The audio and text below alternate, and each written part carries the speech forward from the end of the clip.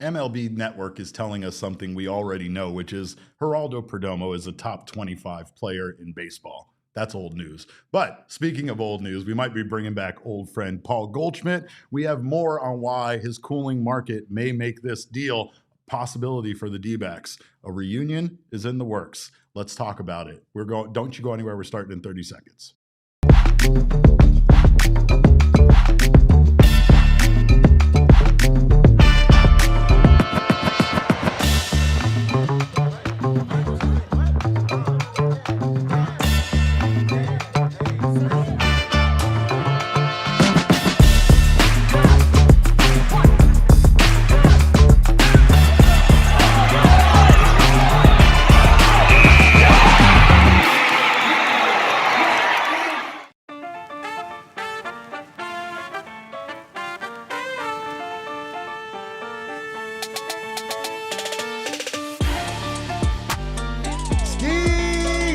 Happy Wednesday to you all. Welcome into another edition of the PHNX Dbacks podcast, live from Studio K, presented by our friends at Circle K. It is I, your mayor of PHNX, occasionally known as Derek Montilla. Happy Wednesday to you all. Thrilled to have you guys here for yet another discussion about bringing our guy Paul Goldschmidt home. Of course, this discussion would not be complete without the input from my dog and your dog, the one, the only, Damon Dawg, on the ones and twos today. Damon Farrell. Damon, how are you doing today? How is your Wednesday going? It's going, Derek. It's going. It's going. I'm here at work. It's going to be a long one. We got a Wildcats tip-off tonight, and so, not a typical regular day over here, but excited for it, man. Yeah, for sure. It's hard to complain when you get to talk about sports every day. I know. That's the truth. And it's hard to complain when you are the team that actually landed Nolan Arenado and not the losers who did not. According to reports, the Oakland Athletics, wait, we're not allowed to call them that anymore. The Athletics, no, we're not allowed to call them that anymore, right? Like they're not the Las Vegas Athletics because that name has been turned down. So we have no idea what's going on anymore. We're allowed to make our own T-shirts about it, Derek. It's the opposite. It's not that we're not allowed to call them that. It's that everyone is allowed to call themselves that, right. And the A's can't do anything about it. Let's get Eric started on some Las Vegas Athletics stuff. 100%. Let's do that. For now, we'll call them the Elephant Boys, and the Elephant Boys, apparently, according to multiple reports, had a trade with the St. Louis Cardinals in place for Nolan Arenado before the dominoes kind of all fell, if you will. You had Alex Bregman being signed, and then the Diamondbacks quickly pivoted to this trade for Arenado, and that was ultimately where he was dealt. The A's were actively shopping for an impact third baseman of Nolan Arenado's caliber, somebody who could bring everything that Arenado would bring to a young A's team, right? That's a team much like the Diamondbacks that has a lot of youth, and that team could use the veteran experience of someone like Arenado. Plus, they saw Arenado as an upgrade for a club that's currently in transition, right? This is a club that's kind of running out the clock right now until they get to Las Vegas and figure out what they're going to do then. However, it would appear, that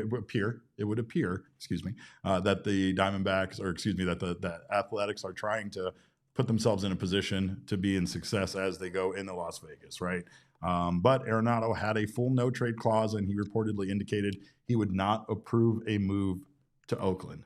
Because who would, Damon? Who would approve a move to Sacramento? Who would approve a move to go play? Well, I mean, maybe it's not the worst thing for him to go play in a minor league baseball park and smash dingers out of it, but I feel like, again, that there obviously are more preferential destinations, and it makes it a hard sell for players that aren't already part of the Athletics organization to want to come sign there. Yeah, I was a little confused with that situation. It seemed like to me, basically, that Arenado was maybe essentially, saying that, the A's were one of his trade destinations that he would accept, and that's why the Cardinals were talking with the A's.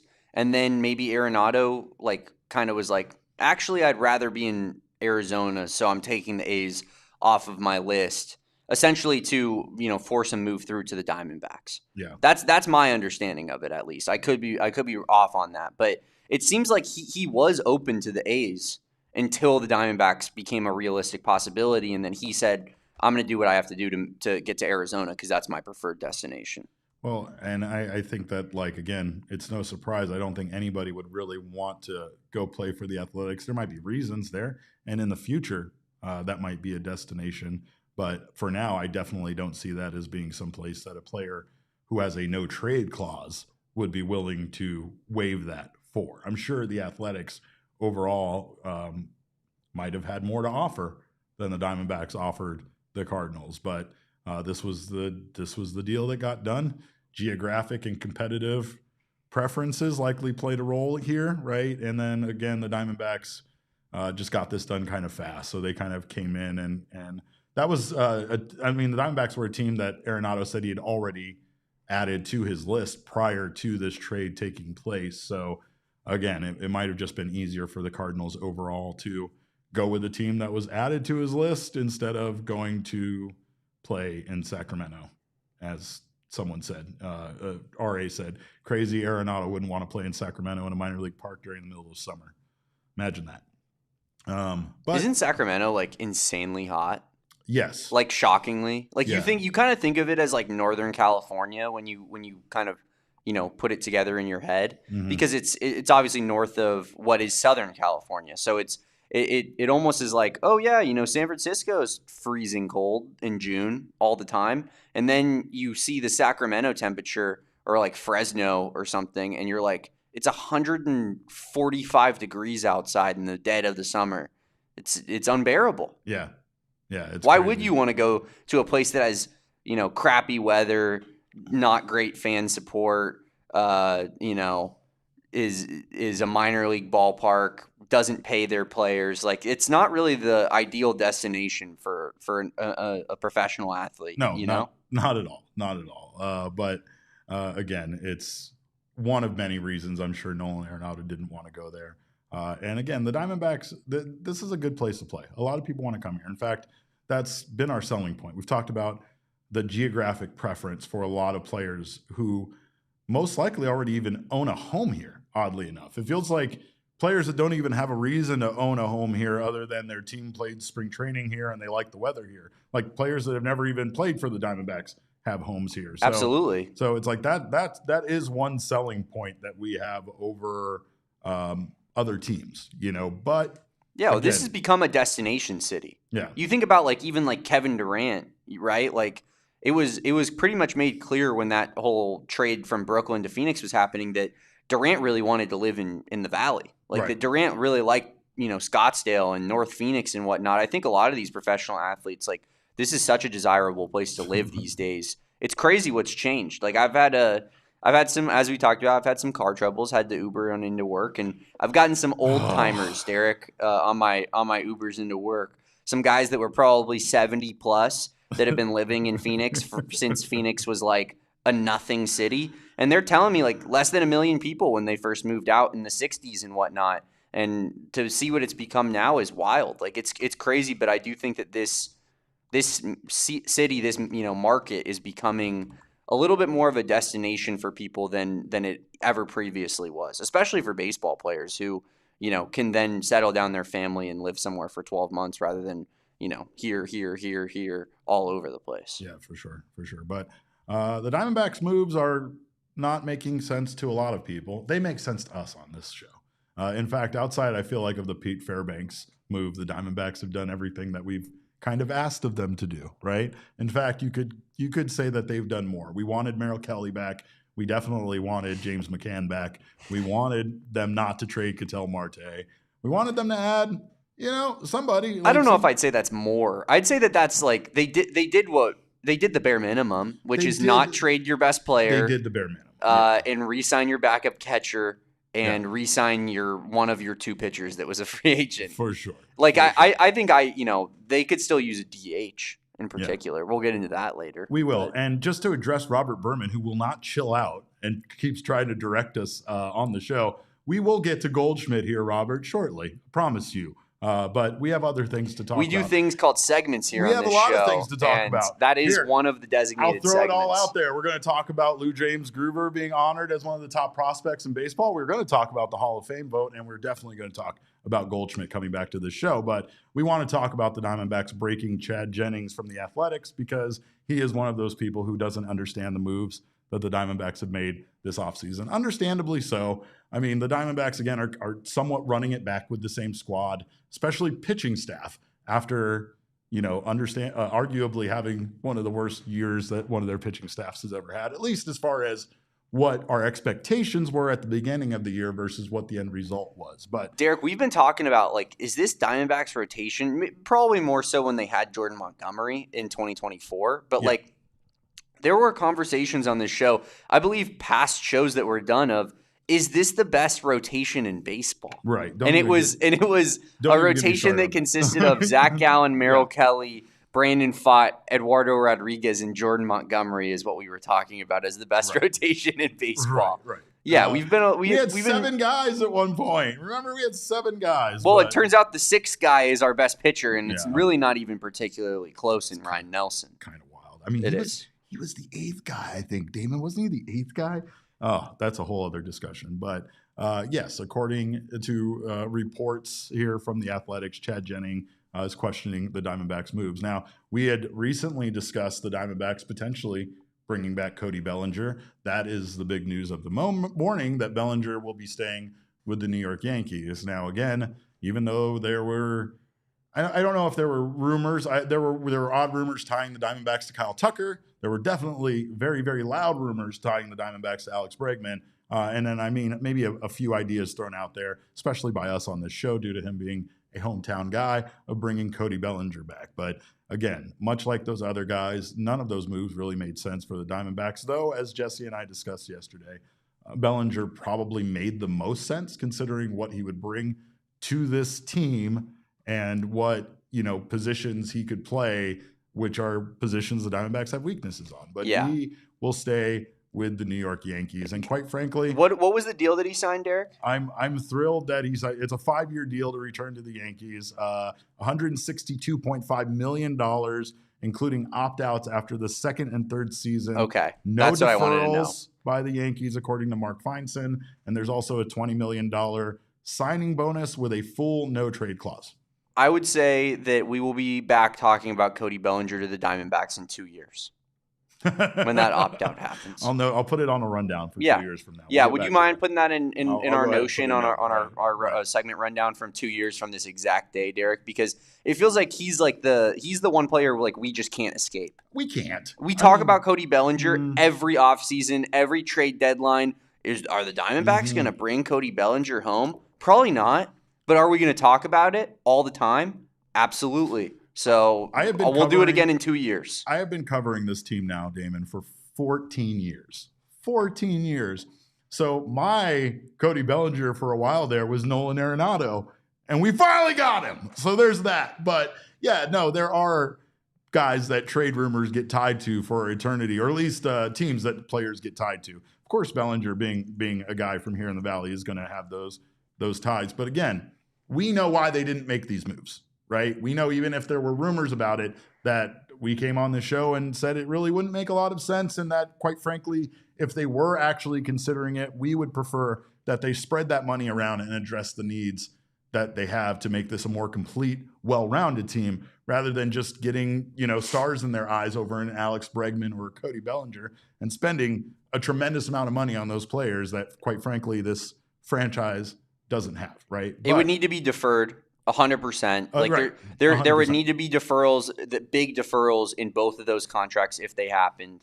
As you mama puts in here, $32 million a year is a lot of money. We had been told that the Diamondbacks purse this offseason was $40 million. So when you put that into perspective of $40 million versus $32 million APY for this guy, it never really was realistic for the Diamondbacks to get involved with one of these big name dudes unless they traded away players on their own roster, which didn't seem like really made much sense either, from a Ketel Marte standpoint or any of that. The only player that I really want his contract badly off this roster right now is Eduardo Rodriguez. That's the one guy where I'm get that away from my franchise. But other than that, I don't really think that anyone is severely overpaid or whatnot, Yeah. Well, again, according to the Athletics, Chad Jennings, he said he seems confused by the Diamondbacks moves. He said, apparently they're not trading Ketel Marte, but they did trade for Nolan Arenado, ? Jake McCarthy is gone, but Merrill Kelly is back, ? Zach Gallen is still a free agent, but Michael Soroka is now in the rotation, ? I mean, it's unclear what's happening with every non-Dodgers team in the NL West, so maybe this is good enough. And at least he gives us the good enough. I don't know if it's good enough. I wouldn't say it's good enough, but I'll say trading Ketel Marte, not trading Ketel Marte, a win, right? Jake McCarthy gone, Merrill Kelly back, that's a win. No attack to Jake McCarthy. However, the Diamondbacks were able to free up a roster spot that allowed them to trade for Nolan Arenado. And of course, we knew that a trade of Alek Thomas or Jake McCarthy seemed inevitable with the rumors and the way things were going this offseason. Zach Gallen versus Michael Soroka, well, that's a $7.5 million cap hit with a lot of potential upside that you still might not know what you're going to get out of Soroka, considering how good he was in the second half of last year, versus Zach Gallen, who was very bad last year and is going to cost you probably $25 million a year. That's the reason why that happened, right? So it's like, while it might be confusing to a lot of people that are looking at this team from the outside, we completely understand what they were doing. And we understand, as we said yesterday, that Mike Hazen had to go thrifting, and he has found some pretty good buys here, including getting Nolan Arenado as their third baseman for $5 million a year. They, as you said, they had $40 million. I don't even know if $40 million is how much they had, right? We know that they are going to probably increase their payroll, despite the fact that they said they were going to try to decrease it in 2026, which seemed very difficult to do and is proving difficult to do. However, you could argue that they've done a good job of staying in close to the budget. Like, yeah, you went over a little bit, but this is like going over by $5 on a $20 holiday gift limit rather than you going out and getting a $200 gift for this. Well, person they haven't spent their full allotment yet, have they? Like, out of the $40 million, Soroka was 7.5, as you said. You got $27.5 million for Merrill and Soroka, right? Then you have $5 million being added on here for Nolan Arenado. That pushes up to $32.5 million. And then like about $2 million for James McCann. $2.5 million for James McCann. So you're right now at like $35 million, right? A little under, yeah. I'm just saying, like, and again, $40 million seemed like it was far, like $40 million would have pushed them over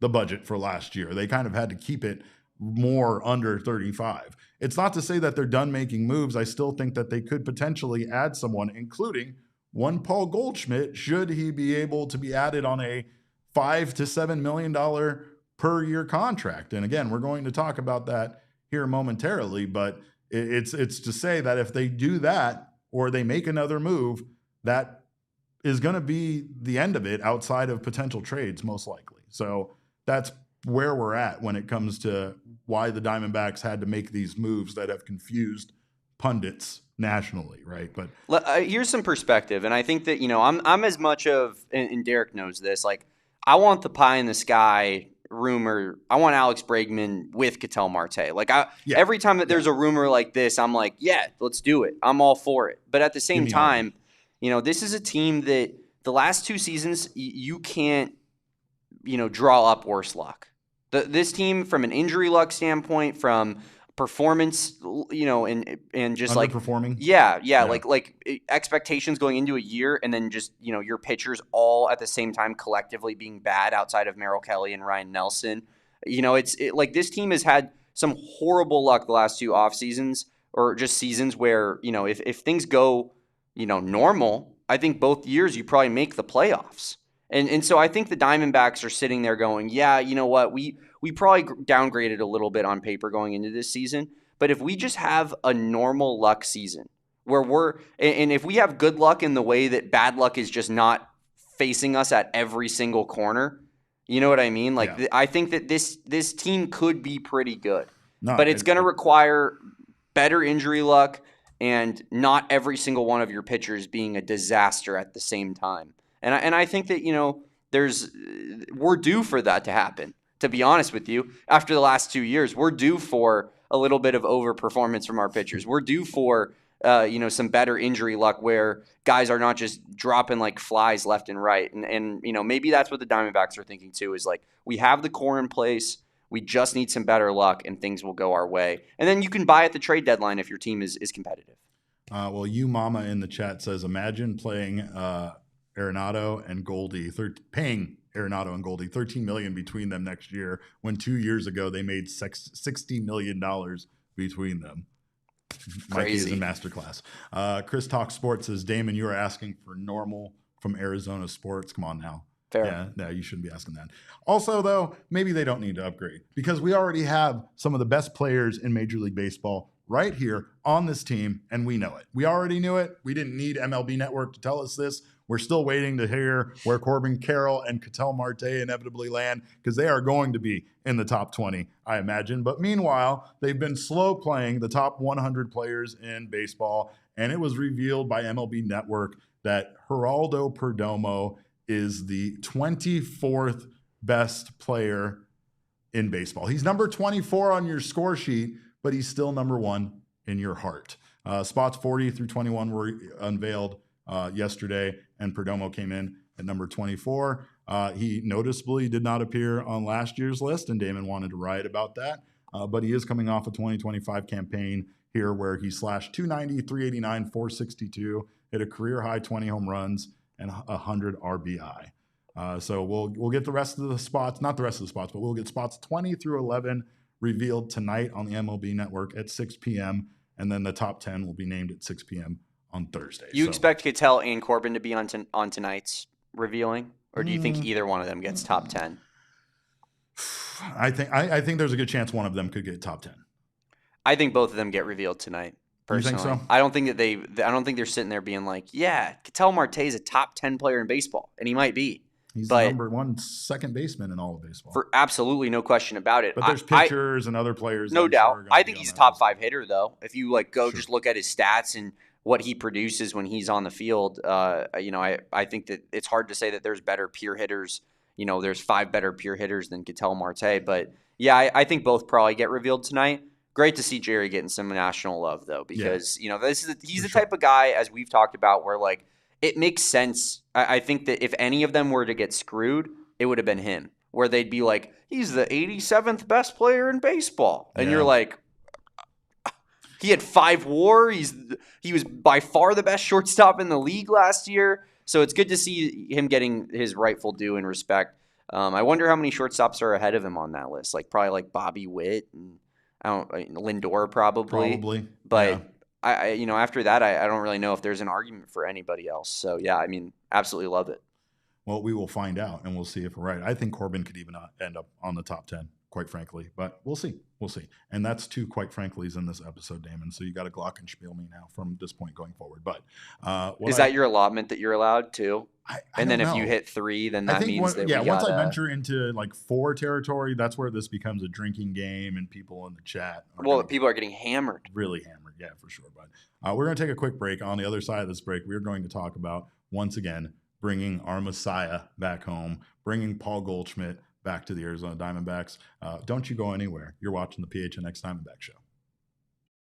Not get a checking account that gives back to you. Mountain America's MyStyle checking account has perks just for you, so it doesn't just take your money away, but gives back to you, including restaurant deals that can save you money, mobile phone protection, in case you already have to pay for that, they can take care of that, telehealth access, identity protection, and more. There are loan rate discounts available, as well as offers on travel and events, so do not miss out on getting a checking account that gives back to you. Make MyStyle for your lifestyle at Mountain America Credit Union. Visit macu.com/mystyle to apply. Insured by NCUA, membership is required based on eligibility. Some benefits require no cost registration activation. Terms, conditions, and exclusions to apply. And of course, now is a great time in the Big 26 for us to get working on projects, especially around our home, and a great place to get started on that is at the Window Depot. And yes, I know you're not changing out your windows. The Window Depot has so much more than just windows. They did get started early in their career in 2002 with just windows, but now they have a wide variety of everything you need to get your projects done at your home. And of course, they have plenty of inventory in stock, as well as some low prices you won't find anywhere else. Contractors love the Window Depot for their job site ready quantities, unbeatable prices, expert service, and the fact that no membership is required. And we're talking about everything. They got doors, skylights, cabinets, countertops, sinks, and more. So do not miss out on getting your project started over at the Window Depot. In fact, they even have experts that can help you on your project Get it done. And that is at no extra charge. So, of course, their in-house designers can help bring your vision to life and get your project going. So, of course, it's a great place to go get all the quantity of items you need to get your stuff started. And the Window Depot, remember, is more than just a window store. Stop in or give the Window Depot a call. Their team will get you exactly what you need.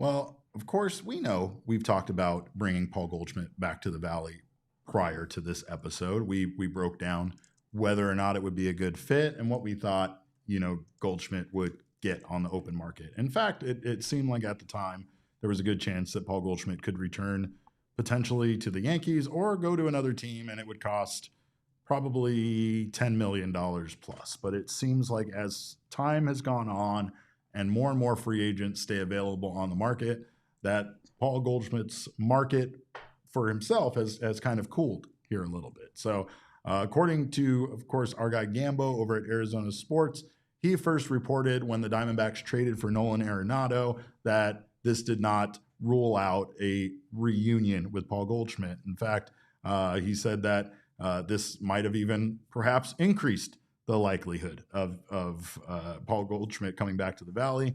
We know that Arizona has expressed interest in at least exploring a reunion with Goldy. And of course, that could be in a part-time platoon role where he platoons with Tyler Locklear, platoons potentially with Pavin Smith, maybe DHs for this team. And apparently that could be the reason why there's a holdup, or perhaps why a deal has not been made as of yet. Understandably, at this point of his career, Goldschmidt wants to still play, has a lot to offer a team, or at least feels like he does, and wants to explore what options are out there, right? This does feel like an attractive landing destination for him overall, considering his history with this team. And again, the fact that a teammate of his that he was apparently close with, it has been traded to the Diamondbacks, makes this whole thing feel like it is inevitable. But it might not be, because Paul Goldschmidt still wants to kind of be an everyday first baseman, and it feels like he's still exploring opportunities to do that. A 1-year affordable deal with the Diamondbacks makes a lot of sense, and some have projected it to be in the neighborhood of $5 to $7 million. Now, if that's the case, I couldn't be more on board with Paul Goldschmidt. I'm completely on board. I'm wearing dock shoes. I have a Pashmina Afghan on. Like, I am so on board that ship of paying Paul Goldschmidt $5 to $7 million, because that would essentially close out the Diamondbacks free agent budget here, but it would still look like a big win, at least if you are familiar with this team's situation financially and all the holes they needed to kind of fix with the limited budget that they have, right?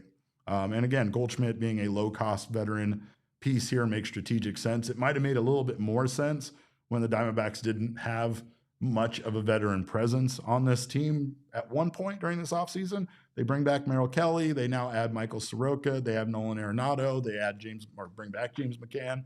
So there is a lot of veteran presence on this team now that might not have been, when this offseason first began. But again, that's a good point. Honestly, they didn't really have a lot of experienced players before they brought back Merrill, before they traded for Arenado, before, they potentially brought a Goldschmidt in. You could say that's the focus of Mike Hazen's offseason, has to been to add veteran players that aren't going to cost you nearly as much and aren't going to expect as long-term of a deal, but still statistically could be as good or maybe even better than somebody like that bum Kyle Tucker. Yeah, Kyle Tucker is a complete loser. I mean, when it comes to the playoffs, obviously. But anyway, with a weird neck. Ryan's right. There is the whole me having to apologize for things I've said in the past about Paul Goldschmidt, which weren't really mean, but you guys took it as that, especially Damon, and you ran with it. But Damon also ran with the fact that I said that at one point years ago, last year, that the Dodgers weren't very hateable. And, I feel like you say it to me all the time.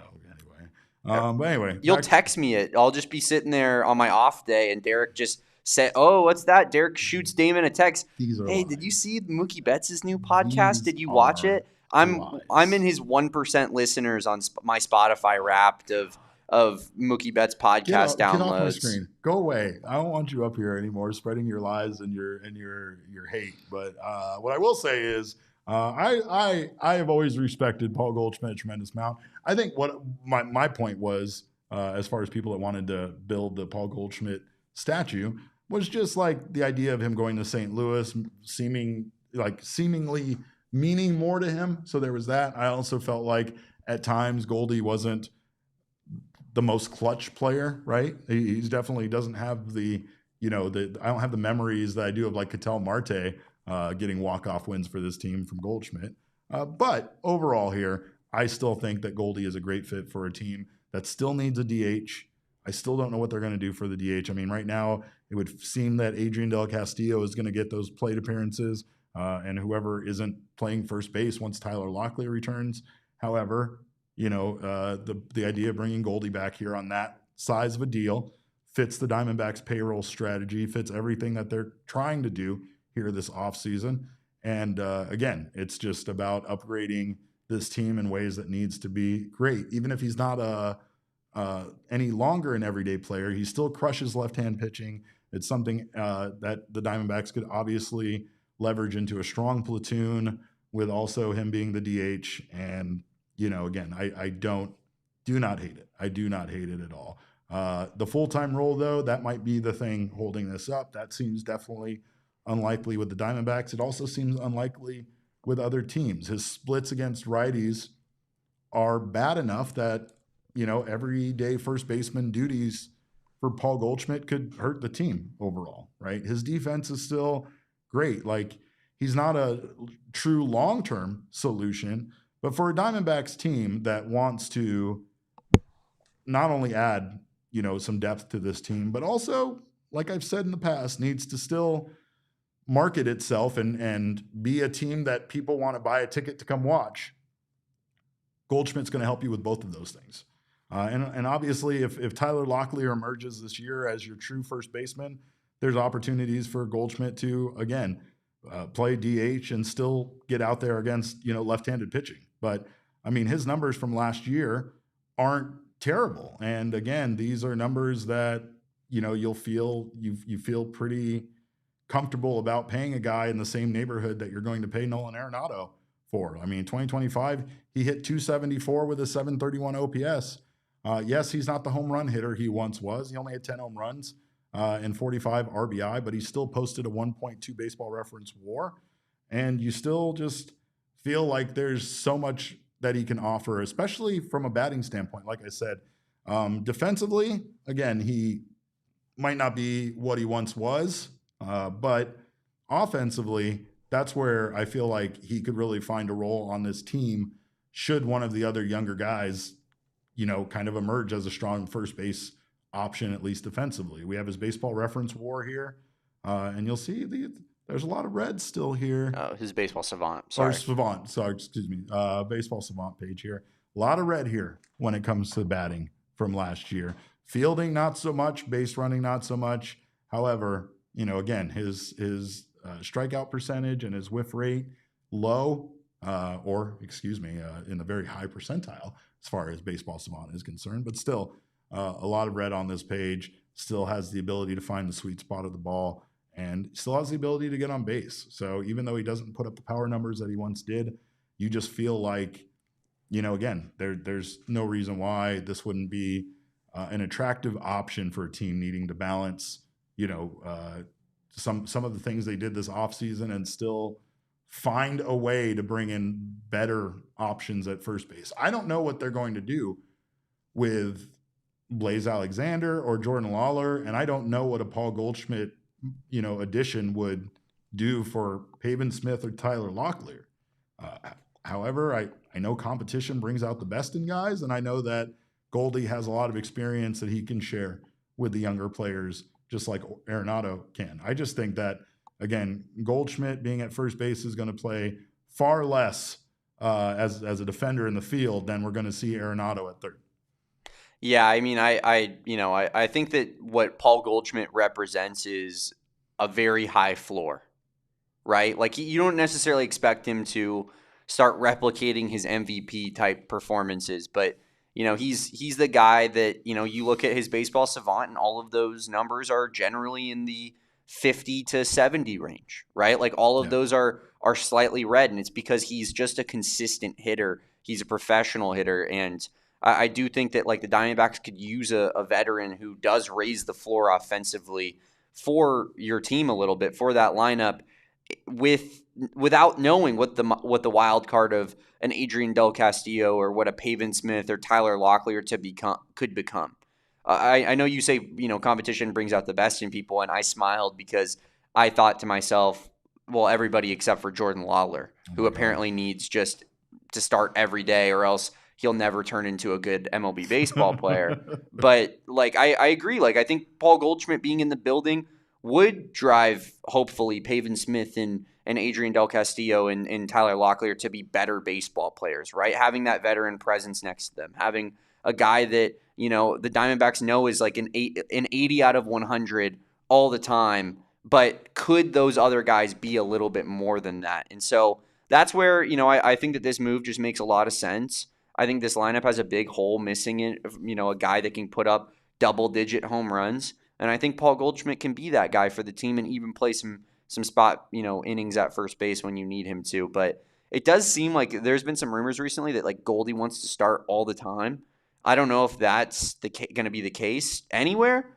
I don't know if that's the case in Arizona. But I certainly think that he could get 100 starts at DH and first base combined for the Diamondbacks, and so I'm hoping that that's what ends up being the case, because I do think that this is the type of move that could just give you a little bit more of some ground to stand on going into the season, like how you're going to replace some of the power numbers that you lost last year.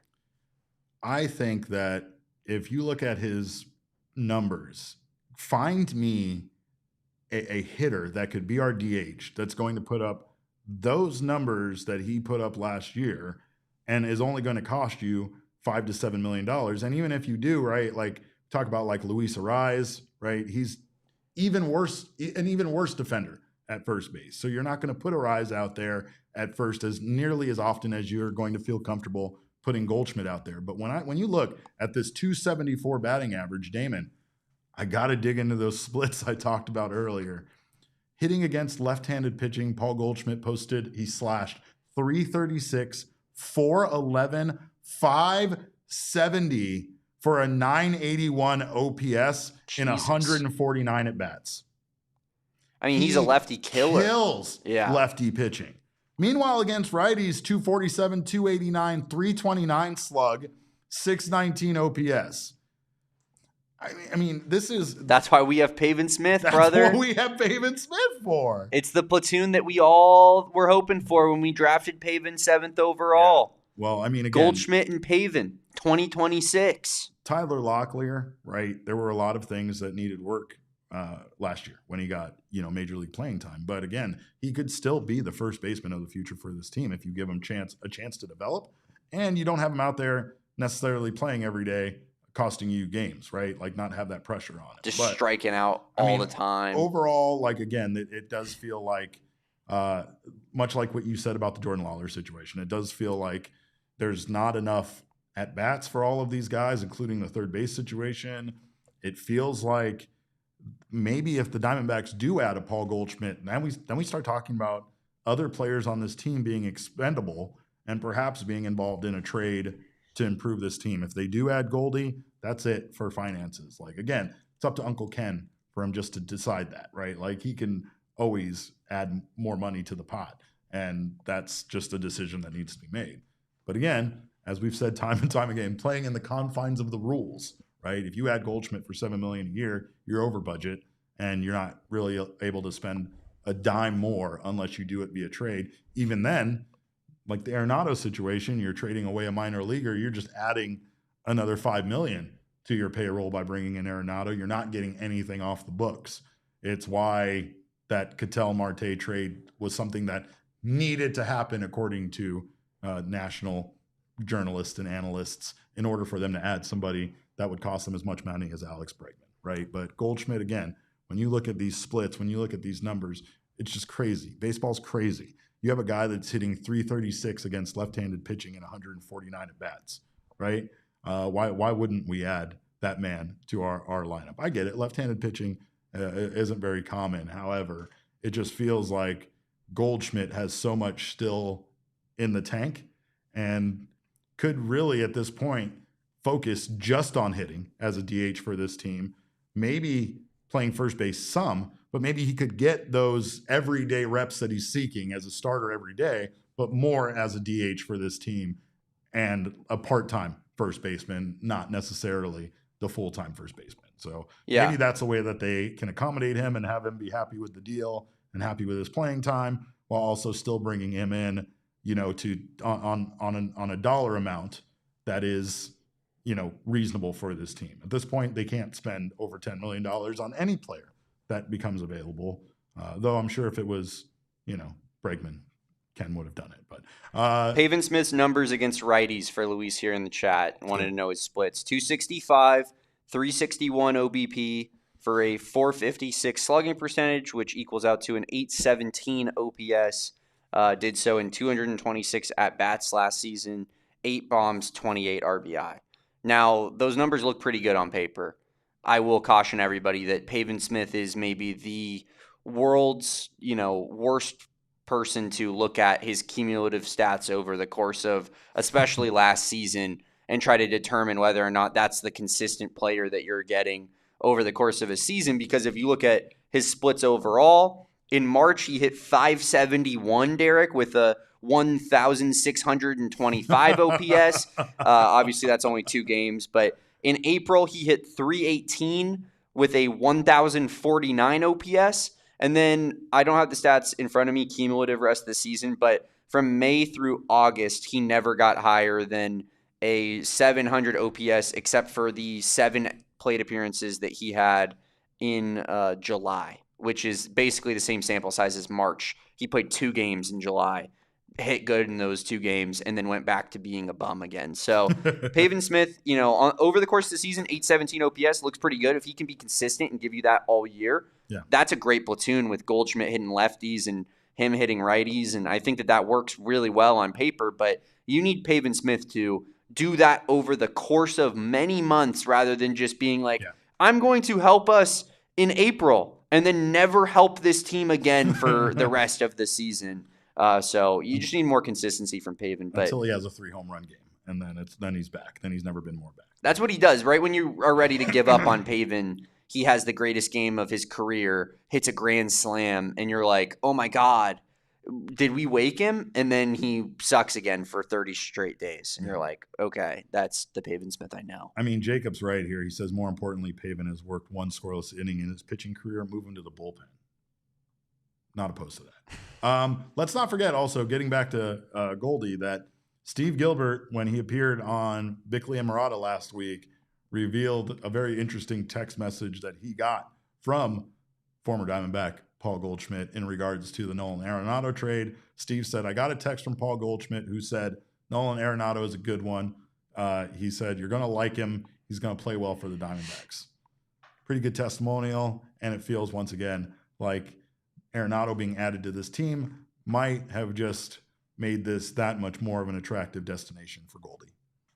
Yeah, I think it's, they're friends, obviously. They know each other. They wanted to accomplish big things in St. Louis together, and it didn't work out that way. So why not go where, you're familiar. Go where people love you, right? Arenado, everybody knows your name. 100%. Arenado is not an Arizona guy, but he was committed to ASU. And they're always glad you can. And it seems like Arenado is a guy that always wanted to be in Arizona. But Paul Goldschmidt is, man, it's hard to give takes when Derek's singing right in your ear. Yeah, Impossible. You're hearing it louder than the rest of us. Impossible to do. I'm done. That was awesome. Well done. And I'm sure we're going to get DMCA'd for me singing the Cheers theme. But we're going to take a quick break, and we are going to talk about if maybe after Nolan Arenado, the future third baseman of the Diamondbacks is waiting in the minor league system in one LuJames Groover. We're going to do that here on the other side of this break. Don't you go anywhere. You're watching the PHNX Diamondback Show. Well, I love branded bills, and of course, if you love hats, you'll love branded bills too. They have partnerships with the Phoenix Suns, as well as ASU and U of A as part of their campus collection. But more importantly, if you are a company that wants to make your brand stand apart from the crowd, look no further than Branded Bills. They have you covered with the best custom headwear you can find, and they have a wide variety, whether you're looking for snapbacks, fitted hats, beanies, giveaway items, shirts, bags. They have you covered, and they have you covered with quality items. That's the best part about Branded Bills. Plus, they're a local company from right here in Mesa, Arizona, and it's always great to shop local. So head on over to brandedbills.com and use code BBPHNX for 15% off your first order, whether you are a company, again, looking to get your brand to stand apart from the crowd, or just a hat aficionado like Damon and myself. Also, you already know that Phoenix is one of the best sports cities in all of America, and March is one of the best times to be here. Spring is amazing, not only because of spring training, but because of all of the sporting events going on here in the Valley, including a historic one out at Phoenix Raceway. For the first time ever, NASCAR and NTT IndyCar Series are racing during the same weekend at Phoenix Raceway, and you can get a front row seat to all of it. Nothing delivers the intensity of race weekend, the engines firing, the smell of the rubber, and the crowd erupting as the field charges into turn one. You can get the best access in motorsports, of course, with the Desert Diamond Casino infield experience. You can go inside the garage, walk the track, meet the drivers, and catch the pre-race concert. I'll tell you, that was almost better than the race itself. It was an absolute blast, and I got to meet my favorite driver. You can do the same. There are ticket options, there are camping options, and so much more. So, of course, do not miss out on this historic weekend. The 2026 Spring NASCAR Weekend at Phoenix Raceway is making history with NASCAR and NTT IndyCar Series sharing the same track on the same day, and you'll want to be able to say you were there. NASCAR and NTT Series, IndyCar Series Weekend at Phoenix Raceway, March 5th through March 8th. Secure your seats now at the link in our description. Well, we have been hearing some praise for the Arizona Diamondbacks farm system or their prospects. We talked about the Diamondbacks having 3 second basemen on the top 10, MLB Pipeline's top 10 second base prospects list. That's very exciting, especially considering all 3 guys are at different stages in their career. And kind of as I alluded to, it makes sense considering that we have kind of a MVP caliber second baseman on this team already, that those guys are going to get stacked up at that position. However, we've talked about third base, and we know that the Diamondbacks have Arenado for the next 2 seasons, but what happens with third after that? At least for the time being, it would appear that the Diamondbacks have a real one in their farm system, in one LuJames Groover, formerly known as Gino Groover. The artist formerly known as Gino Groover. His mama call him LuJames. I'm gonna call him LuJames. But it's like Dr. Dre, you know? It's like a rapper who just changes his name to his real name. Yeah, or just you know, is like, you know what? I'm going up for a switch. Yeah. There's another rapper who does that a lot, but I'm not going to make that comparison you should on this show. I'll make another comparison. It's like pro wrestling in a way. There was already a third baseman named Gino. So Vince McMahon had to go to Gino Groover and be like, look, kid, I know you got a great name, but we got to come up with something different. He's like, well, my grandfather's name was LuJames. And he's like, that's great. That's solid. That's what we're going to go with. LuJames Groover. And that's how Vince like Mankind, Derek. Yeah. It's his alternate personality. It's like when he called Draws puke. He wanted to call Draws puke. That's a whole other thing. Watch that documentary. But speaking of LuJames Groover, he is considered by Jonathan Mayo and MLB Pipeline as a top 10 third baseman in the minor league system. In fact, Groover was sixth on the list of third base prospects. He is the Diamondbacks' number 10 overall prospect and their 4th among infield prospects. He spent 2025 with the Saudis, posting a 309, 399, 434 slash line with an 833 OPS.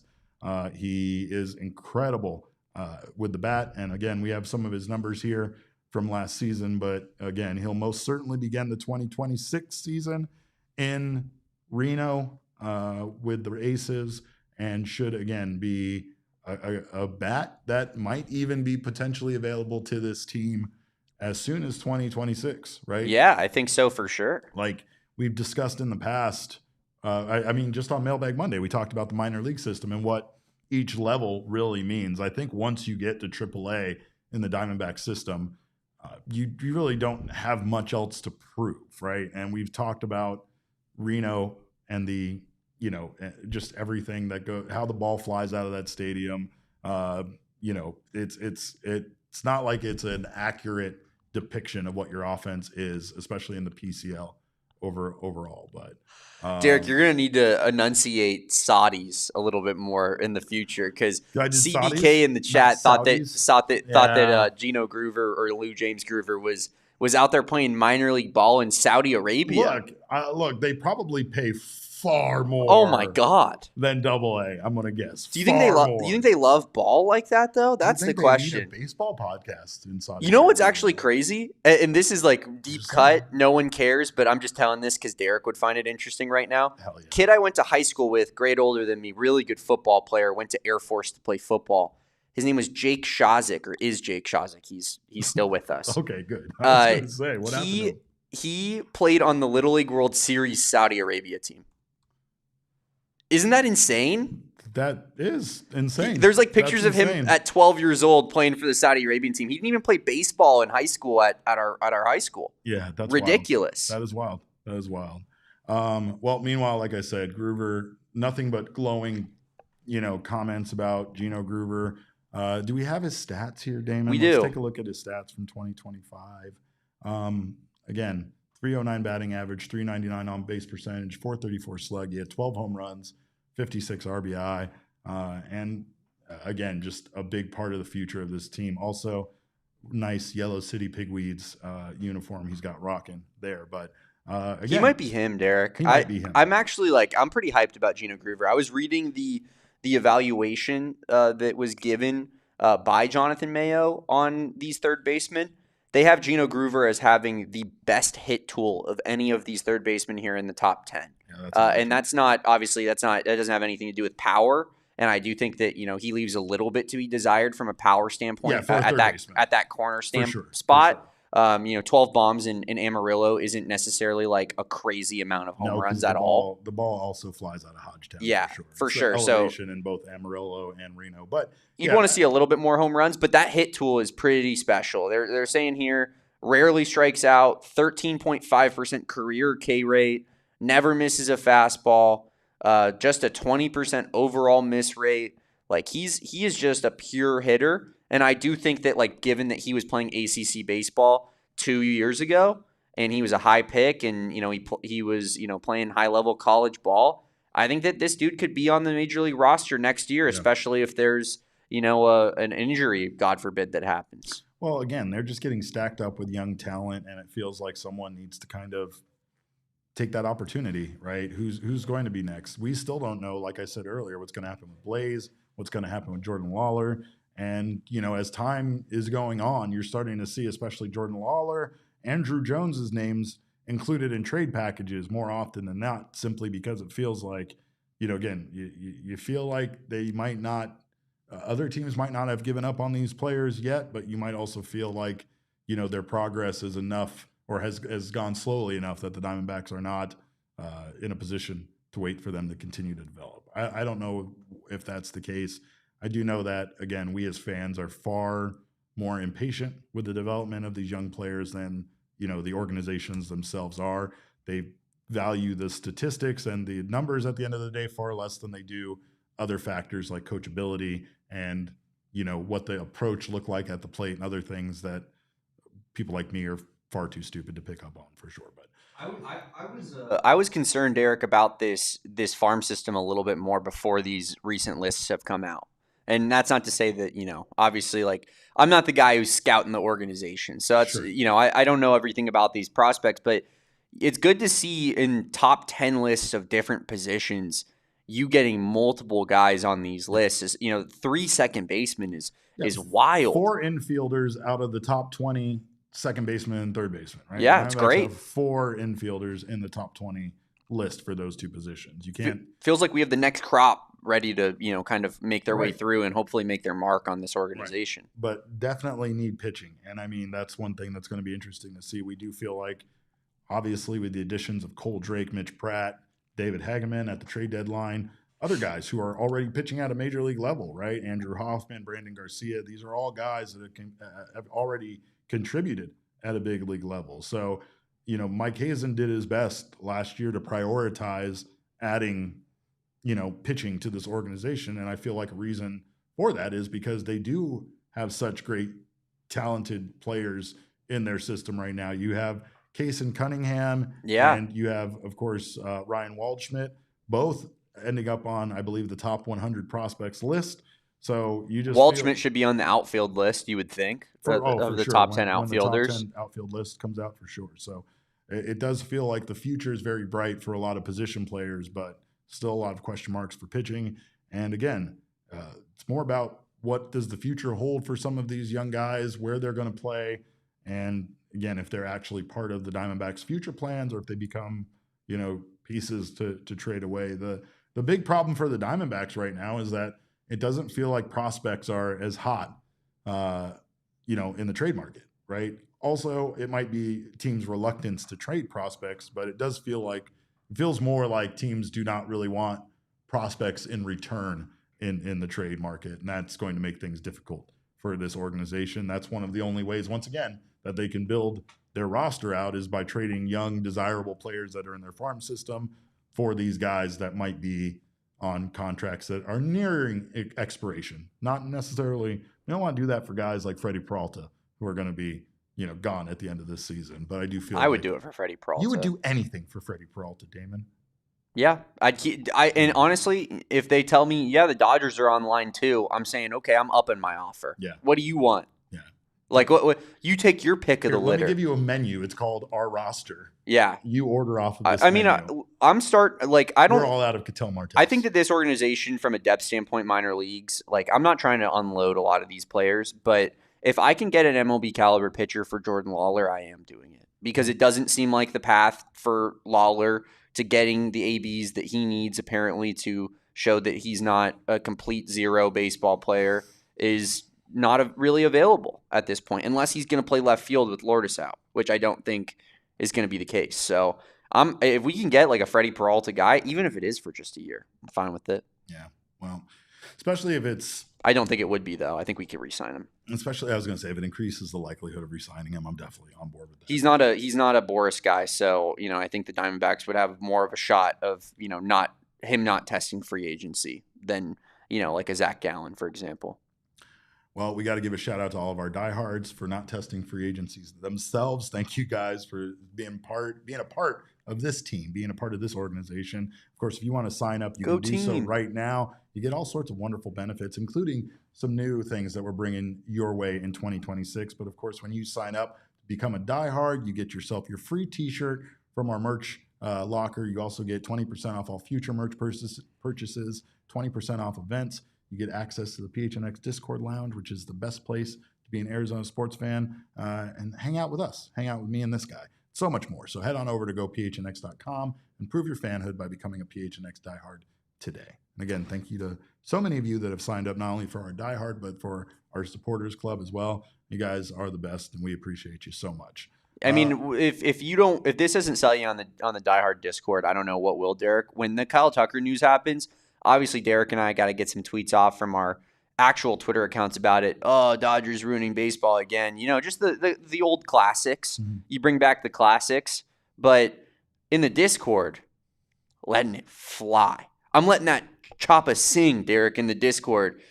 F-bombs, crazy talk is happening. I mean, if you want unfiltered thoughts, become a diehard, get in the Discord. That's where we really let it loose. Can I also say this? I put a breaking graphic in the Discord only when we got Ruben Gallego signed.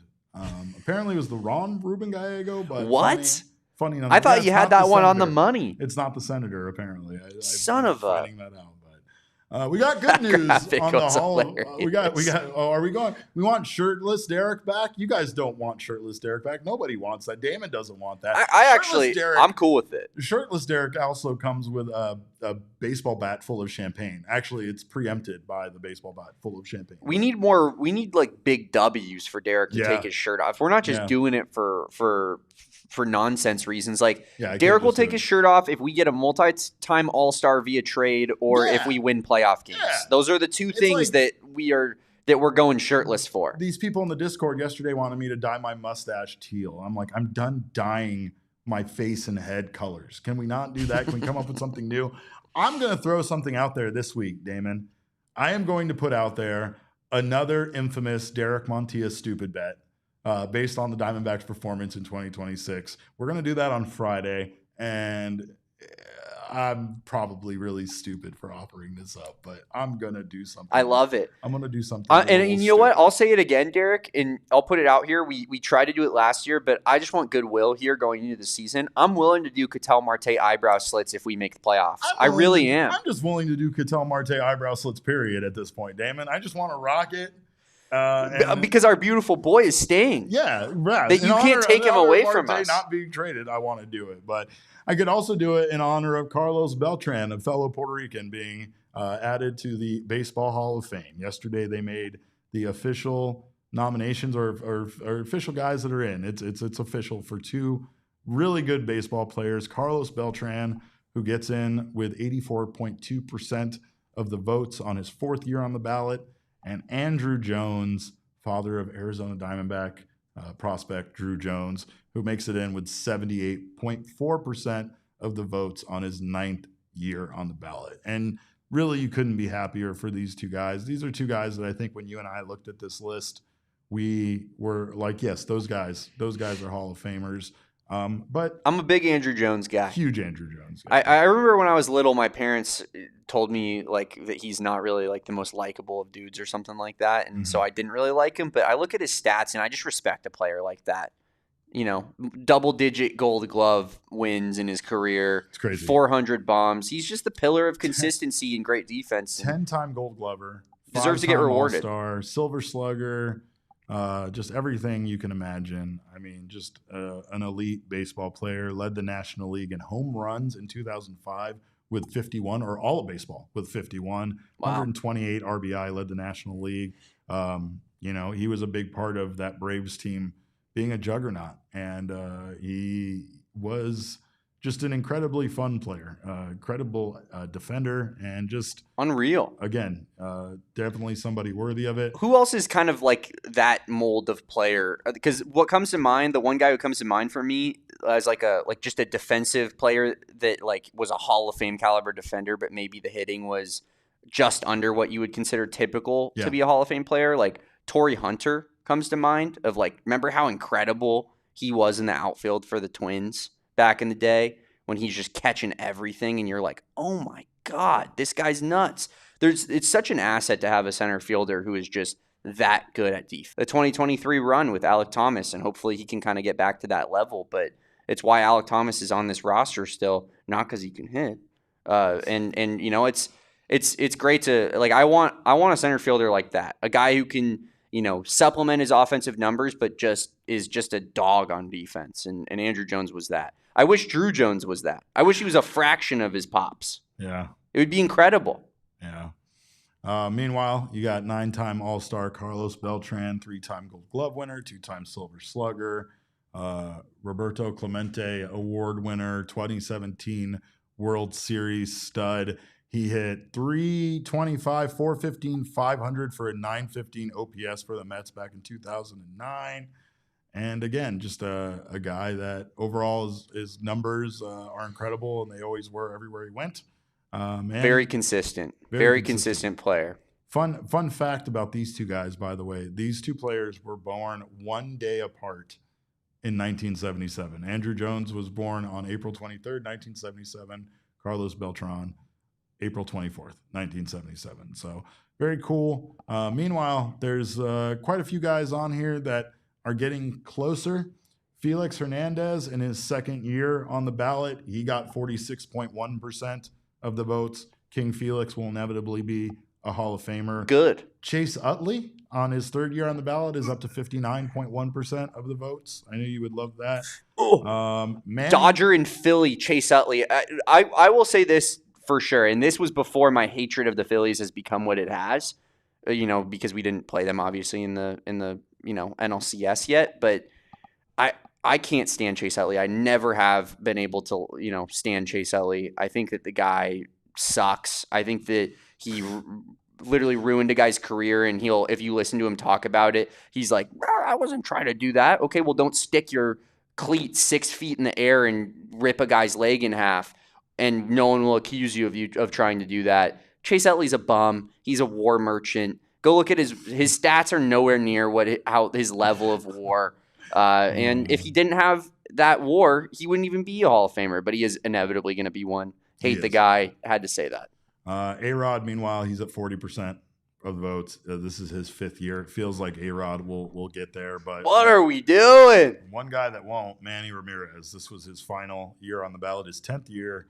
He does not get in, and he ends up at 38.8% of the votes. Meanwhile, a bunch of other guys that probably won't get in. But here's a list of guys that for sure won't get in, because if you get less than 5% of the vote, you drop off future ballots. And I am pleased to announce that the biggest villain potentially in Diamondbacks history, Ryan Braun, falls off the Hall of Fame ballot, only getting 3.5% of What'd you votes. say? Ryan Braun is out of here. He's out of here. That's my Ryan Braun impression. Yeah. I didn't cheat. I didn't do anything wrong. Oh, that guy diluted my sample. And you're like, dude, close your eyes a little bit, freak. Yeah, well, it's because he was. We'll see you, Ryan Braun. Yeah. Another absolute loser. Other guys that did not get the 5% that will drop off that might be a little notable: Edwin Encarnacion, Matt Kemp, Gio Gonzalez, Howie Kendrick. 0% for Gio, Howie, and Daniel Murphy. So all of those guys. Nick Markakis got 1 vote. Alex Gordon got 1 pity vote. So a lot of guys falling off the ballot there, but guys that we didn't think were Hall of Famers anyway. But one more update before we get out of here. We did get confirmation that apparently Eduardo Rodriguez is going to play in the World Baseball Classic for Team Venezuela. And I'm not sure how you feel about that overall. I'm not sure how E-Rod, there is a part of me that feels like these guys that are competing in this World Baseball Classic are going to kind of get a little bit of an early start. And with the amount of players that we have now confirmed to take place in the WBC, it feels like perhaps, there's at least maybe a little bit of advantage, less than not an advantage. But I think it helps out the Diamondbacks, because you get these guys playing competitive baseball earlier on in the process, and they're just, kind of more ready to go for the season, right? And last time there was a World Baseball Classic, didn't we go to the World Series? I think so. So I'm not saying that that's what helped us, but Merrill Kelly was pitching in that thing, and he was certainly pretty good that entire season. So I don't think it's going to affect the team too much unless there's like an Edwin Diaz style Sarayoshi injury that happens, and I'll knock on wood for that, God forbid. But I do think that this will help the Diamondbacks just, get their players up to speed playing competitive baseball, because there's a lot of them on this list, Derek, that will be representing. Yeah, for sure. And there is still some chatter that these players might not play for Team Venezuela just due to the uncertainty of what's going on with that country right now, right? It's... Oh, you got to let them play ball. No, yes, you're right about that. I'm just talking about players themselves potentially changing their mind on wanting to participate should the situation turn into something that, might feel either unsafe, or more importantly, I'm not sure about being a safety concern as much as it just being an uncertainty about like flights and infrastructure and things that, that you might participate in. But I don't believe these players or these teams have to go to the countries that they play for necessarily, unless a World Baseball Classic game is happening there. So again, that might not be necessarily a concern with the World Baseball Classic. However, I think in a time like this, nothing's set. Yeah, sorry to cut you off. I think in a time like this, the Team Venezuela, you'd almost be more galvanized to want to represent your country. Yes, I agree on with a you big on that. Stage when you're the people, your population of your country probably needs it more now than ever. Needs something to be prideful about. 100%. Something to be happy about. Yeah, it'll fire them up. So we've talked about it, right? I hope there's no issue. Sports in the past has been the thing that brought us back to some sense of normalcy when whatever is going on, whether it's a pandemic, whether it's international incidents breaking out. It always feels like sports is the thing that helps us, as weird as it is, as unimportant as sports is in the grand scheme of things.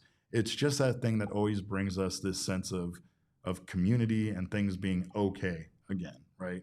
I mean, maybe especially because in the grand scheme of things, sports is so important that like seeing sports being played again makes you feel like, okay, things are back on track. We're, this isn't literally the end of the world, right? But sometimes it can feel like that, right? But speaking of the WBC, the Diamondbacks now have a lot of players playing in the World Baseball Classic. Corbin Carroll. I'm pumped. Corbin Carroll will be part of Team USA, as we've discussed. Ketel Marte and Geraldo Perdomo will be part of Damon's team, Dominican Republic.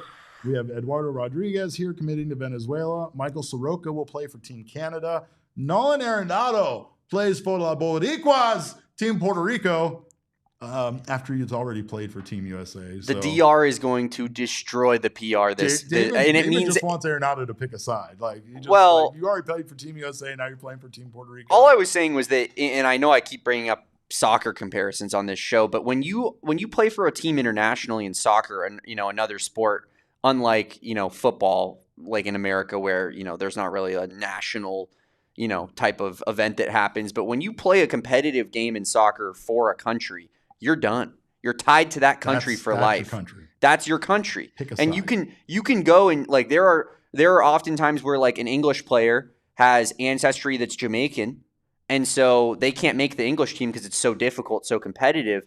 So they'll use their grandfather's Jamaican, ancestry to become a Jamaican citizen and go play for that team. But then they can't if they get good enough. And England's like, oh, we want them all of a sudden. They can't then go play for England because they're cap tied to Jamaica. Well, that's what I'm saying. Didn't Aroldis Chapman want to play for Great Britain because Great Britain Jamaica was a territory of Great Britain? Yeah. I mean, it's still in the Commonwealth, I'm pretty sure, when it comes to like what the stupid royalty resides over. But Team Puerto Rico, we're not going to address that on being a U.S. No, I won't even. I just think that Nolan Arenado, like, if you're already playing for Team USA, I don't know how he can then switch over to Team Puerto Rico when it benefits him because he can't make the USA roster. So now I can make the Puerto Rico roster. How dare you? How dare you? I will die for Nolan Arenado now that he's part of Team Puerto Rico. I know. It's probably your favorite thing in the world. He's my favorite player on this roster. Listen, Derek, all I know is that my home island plans on destroying your home island in the World Baseball Classic. And it definitely means just as much to me as it does to you. Watch along, David. We have to. I'm gonna paint my face the Dominican Republic flag. I'm gonna go white cross this here. This might be where you guys see shirtless Derek come back out, just so I can pop off this shirt and get this Puerto Rican tattoo out there in the public. But we appreciate you guys so much. Did you say Drew Jones was playing for the Netherlands? Oh yeah, Drew Jones. I forgot that. Drew Jones also part of Team Netherlands. I think that's cool, and I actually hopefully that gets Drew Jones maybe just a little bit more up to snuff, right? Because that's the most competitive level of baseball that he will be playing at in his entire career. You're right. And if he can show some signs of life, I think that would go a long way towards making me feel better about Drew Jones's trajectory in his career with the Diamondbacks. But it's going to be fun to watch. I mean, I do think the Netherlands is interesting because their territory is Curaçao, and Curaçao has a lot of these really good players. Yeah. Like Xander Bogaerts is from Curaçao, and the Jones family is obviously from Curaçao. And so then they can just go play for the Netherlands. So the Netherlands just kind of becomes the best European country in the World Baseball Classic. Hell yeah. Because they just have all of these dudes from the Caribbean who are really good at baseball go play for them. And they're like, what are you talking about? He's Dutch. He's been Dutch this whole time. Yeah. Jones? Yeah. Drew Jones? Obviously Dutch. Anyway, Israel also really good because of similar reasons. They're like, he's Jewish. Apply for citizenship, and then they get hella good at baseball, and you're like, okay. Well, we thank you guys for being here. We will be back tomorrow with another 12 p.m. show. Oh, you're right, Yoshi. Xander Bogaerts is from Aruba, which I believe is also right next to Curaçao and owned by the Netherlands, I think, as well. Or Profar, though, is from Curaçao. Yeah. Profar is from Curaçao. But yeah, similar vibe. Aruba, Curaçao. I think both those countries funnel to the Netherlands, which is interesting. Well, that's it. We've gone way too long, Damon, and you're not even letting me wrap up the show right now as it takes. So, I mean, I appreciate it, though. I could sit here and do this show for 4.5 hours, and it wouldn't bother me none. After we turn off this camera, me and Damon keep talking. We don't stop. That's kind of a problem for the Wildcat show. But not tonight. Make sure you check the Wildcat show out later tonight. Damon, I have Damon all to myself after this show to blab to him about. But don't forget to catch those boys, of course. Make sure to come back tomorrow for another 12 p.m. show of the Diamondbacks podcast. Until then, you can follow us on social media. I am at Cap_Caveman with a K. Damon is at Damon Dawg with a DAWG at the end, and we're all Damon's dogs. Bark, bark. Our show is at PHNX_Dbacks, but as always, all roads lead to at PHNX_sports on Twitter, Instagram, and Facebook. We thank you guys so much for your time. We'll see you tomorrow. Until then, have yourselves a wonderful evening. Behave yourselves, Deborah. And remember, kids, baseball is fun, but it's so much more fun when you pick a side for the World Baseball Classic. We all silly like the mayor.